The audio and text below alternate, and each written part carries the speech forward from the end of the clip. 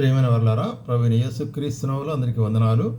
మరి ఈ దినము మన యొక్క వర్తమానం కొరకై మరి బైబిల్లో నుంచి ప్రకటన గ్రంథము 1వ అధ్యాయము 5వ వచనం చదువుతానండి.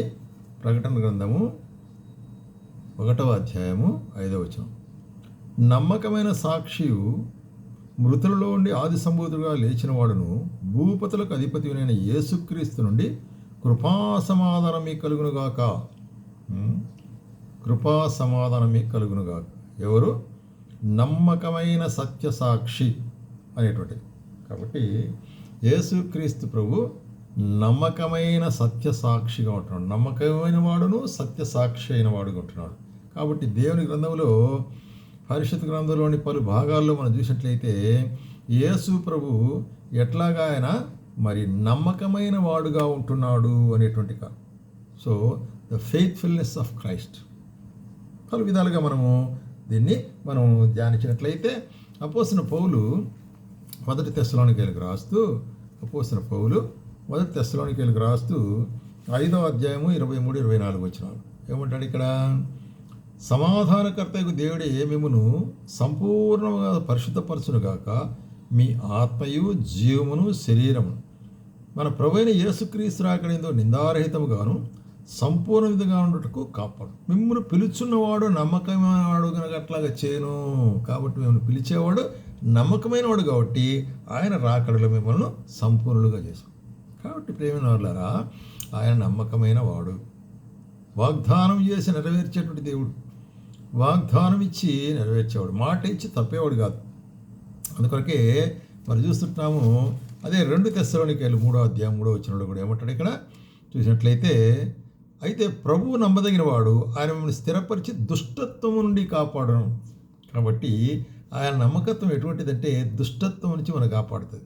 ఎందుకంటే మునుపు దుష్టత్వంలో మనం ఉన్నాము, దుర్మార్గతలు ఉన్నాము, పాపములు ఉన్నాము. అయితే యేసుక్రీస్తు ప్రభు మరి తన స్వరక్తం ద్వారా మనకు కొన్నాడు, మనం రక్షించినాడు, తన పిల్లగా చేసుకున్నాడు. అయినప్పటికీ కూడాను దుష్టుడు విశ్వాసాల మీద కూడా పలు రకాలంటే మరి శోధనల ద్వారా, పరీక్షల ద్వారా మరి ఏం చేస్తాడంటే తన వైపు లాక్కునే దానికి చూస్తాడు. అయితే ప్రభు ఏం చేస్తాడు? మనకు ఆయన నమ్మదగిన దేవుడు. ఎందుకంటే ఆయన హస్తాల్లో మనం ఉంటున్నాం కాబట్టి అటువంటి దుష్టత్వం నుంచి ఆయన ఏం చేస్తాడు? దుష్టుని నుంచి కాపాడేటువంటి శక్తివంతుడు. అట్లాగే మనము తిమోతి పత్రికలో మనం చూసినట్లయితే 2వ తిమోతి పత్రిక 2వ తిమోతి పత్రికలో మనం గమనించేది ఏంటంటే 2వ అధ్యాయంలో 13వ వచనంలో ఏం చెప్తున్నాడంటే 13వ వచనంలో చూడండి, మనము నమ్మతగని వారమైనను ఆయన నమ్మతగిన వాడుగా ఉన్నాడు, ఆయన తన స్వభావంకు విరోధముగా ఏదియు చేయడు. మనము నమ్మతగని వారం, మనుషులము నమ్మతగని వారం. అన్ని సందర్భాల్లో నమ్మితగిన వారముగా లేము మనం. ఎందుకంటే మాట ఇస్తాము, తప్పుతాము, పని చేయమంటే చేయము, దాన్ని పోస్ట్ పోన్ చేసినామని అబద్ధం ఆడతాము. కాబట్టి మాట మీద నమ్మకం లేని వాడు మనిషి. దేవుడు అట్లాంటి వాడు కాదు. మనం ఒకవేళ మనం నమ్మకం లేకపోయినా కూడా ఆయన మన మీద నమ్మకం ఉంచాడు. ఇది దేవుని యొక్క గొప్ప కార్యం, ఆయన యొక్క గొప్ప గుణలక్షణం. మనము నమ్మదగిన వారమైనప్పటికీ కూడా ఆయన తగిన వాడుకుంటున్నాడు అనేటువంటి కార్యం. అందుకొరకు హెబ్రీయులకు రాసిన పత్రికలు ఏమంటాడంటే 2వ అధ్యాయం 17వ వచనంలో, కావున ప్రజల పాపములకు పరిహారము కలుగజేయుటకై దేవుని సంబంధమైన కార్యముల్లో కనికరమును నమ్మకము కలిగిన ప్రధాన యాజకుడి నిమిత్తము. కాబట్టి దేవుని కార్యముల్లో ప్రధాన యాజకుడు ఎట్లాగుంటాడో పాత నిబంధనలు మనం చూసాం కదా. ప్రధాన యాజకుడు ప్రజల పక్షముగా విజ్ఞాపన చేసేవాడుగా, ప్రజలకు పక్షంగా బలులు అర్పించేవాడు ఉంటున్నాడు. అట్లాగే యేసుక్రీస్తు ప్రభు మన పాపం నిమిత్తమే ఆయన శరీరం మాంస ఆకారంలో ఆయన వచ్చాడు. మాంసాకారం అంటే శరీరాకారంలో ఆయన వచ్చాడు కదా. వచ్చి ఏం చేశాడు? శ్రమపడి మరి తాను మన కొరకై సిలువలో మృతి చెందినాడు. ఆయన మరి భూస్థాపన చివరి తిరిగి లేచిన వాడుకుంటున్నాడు. కాబట్టి ఇక్కడ ఏం చూస్తున్నాం? ఇక్కడ మనం గమనించినట్లయితే ఆయన నమ్మకమైన వాడుగా ఉంటున్నాడు అనేటువంటి కార్యం, నమ్మదగినటువంటి దేవుడు.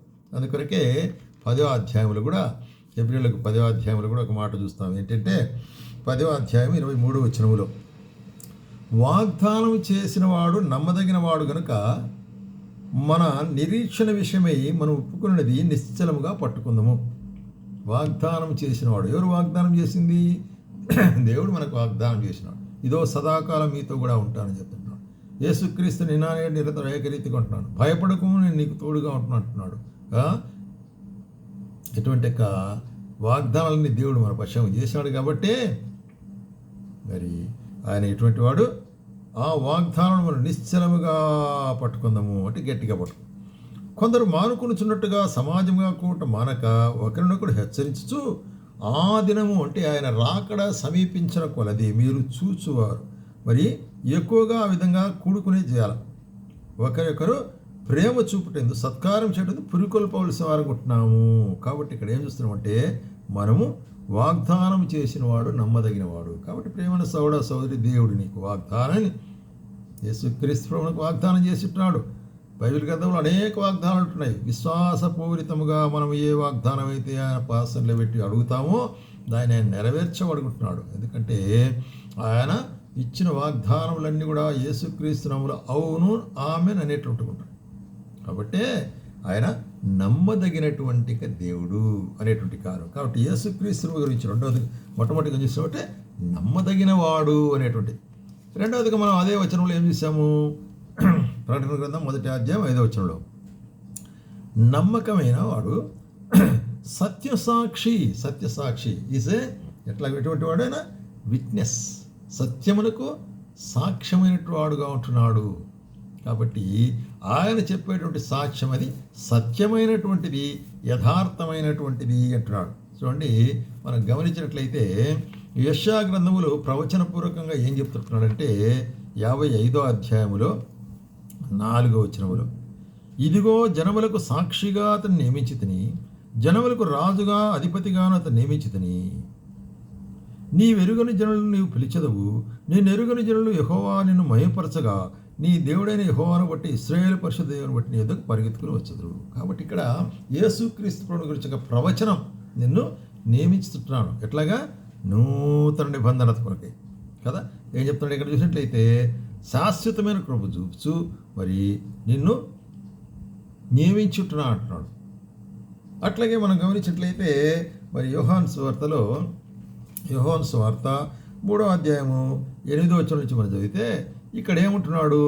మరి యేసు ప్రభు చెప్తున్నాడు నికోదేముతో, ఆత్మమూలముగా జన్మించిన వాడు ప్రతివాడును మరి అలాగుంటున్నాడు అంటాడు. ఎలాగా? అందుకు నికోదేము ఆత్మమూలంగా జన్మించటంటే ఏంటి అని ఆయనకు అర్థం కాలే.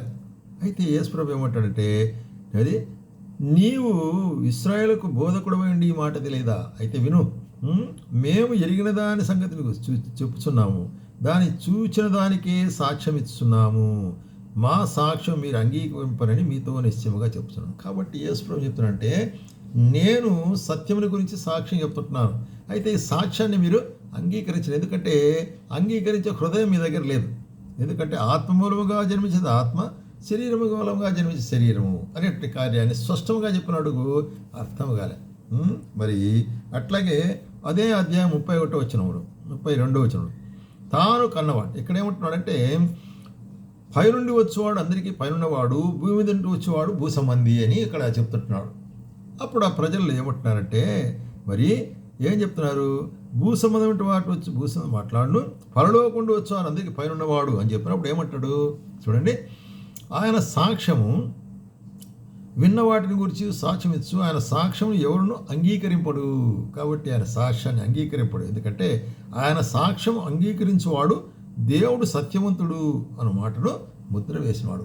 కాబట్టి దేవుడు సత్యవంతుడని ఎవరు ఎరుగుతారో వారే ఆయన సాక్ష్యాన్ని అంగీకరించగలిగే వాళ్ళుగా ఉంటున్నారు. వాళ్ళు త్రోసి వేసినారు ఆయన సాక్ష్యాన్ని. యూదులు, పరిసయ్యులు, శాస్త్రులు ఆయన సాక్ష్యాన్ని త్రోసి వేసినారు. ఎందుకంటే వారిలో అవిశ్వాసం ఏర్పడినది.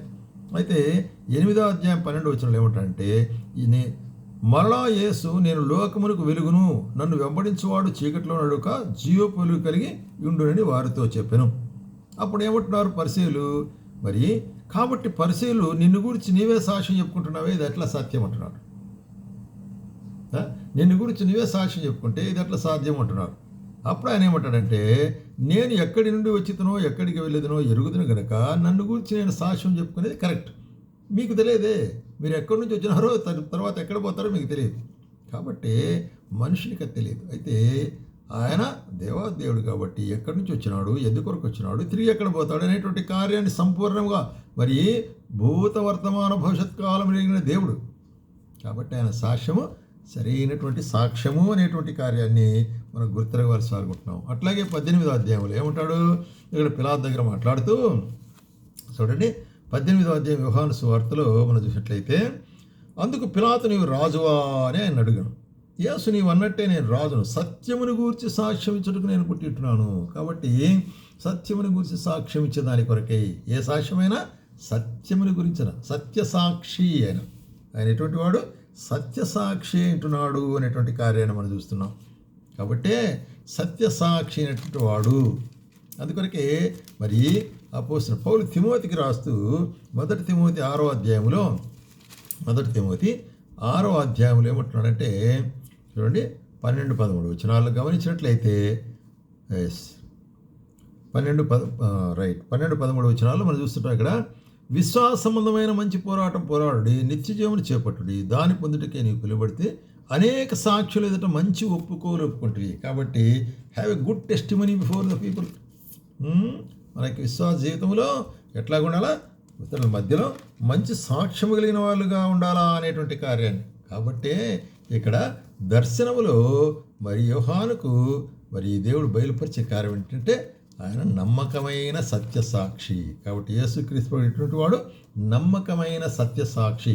ఆయన మనల్ని పిలిచినవాడు ఉంటున్నాడు. కాబట్టి ఆయన మనల్ని పిలిచినాడు, ఆయన నమ్మకమైన వాడు, ఆయన సత్యసాక్షి ఉంటున్నాడు. కాబట్టి ఆయన వెంబడించేవారు మనం ఎట్లా ఉండాలా, ఆయన వాక్య ప్రకారం నడుచుకునే వారంగా ఉండాలనేటువంటిది దేవుని ఉద్దేశం.